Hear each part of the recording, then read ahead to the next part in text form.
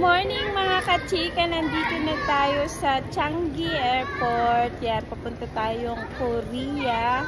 Ang nakakatuwa lang mga kachika is napakabilis talaga. Sa kiosk, parang wala pa kaming 5 minutes. And then, kailangan pag nandun kayo sa kiosk, pag binigay sa inyo yung boarding pass ninyo, ay dahil may visa nga sa Korea, kailangan ipapacheck nyo muna sa yung documents nyo dun sa counter. Pero napakabilis lang din. Parang mga 2 to 3 minutes lang din. Wala pang 5 minutes.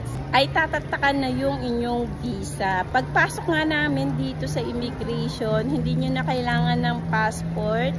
Ayun guys, so pagpasok nyo dyan, hindi nyo kailangan ng passport is parang yung mukha nyo lang yung i-check nila dyan. Once na nakita na yung mukha nyo, hindi nyo na rin kailangan mag-fingerprint.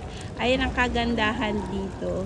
Pasok nyo nga pala ng immigration guys, ang unang bubungad sa inyo ay itong cosmetic, perfume. Depende ha kung saang door kayo dumaan. Pero ito yung bumungad sa amin, Christian Dior, Louis Vuitton, and Tiffany Co. Medyo mahal to guys, kaya siguro hindi na natin papasukin kasi wala naman tayong plan bumili dito.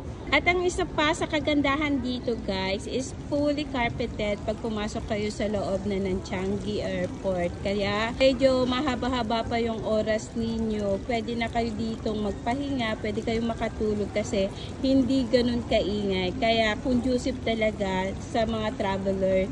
At least makapagpahinga kayo at makakatulog kayo dito.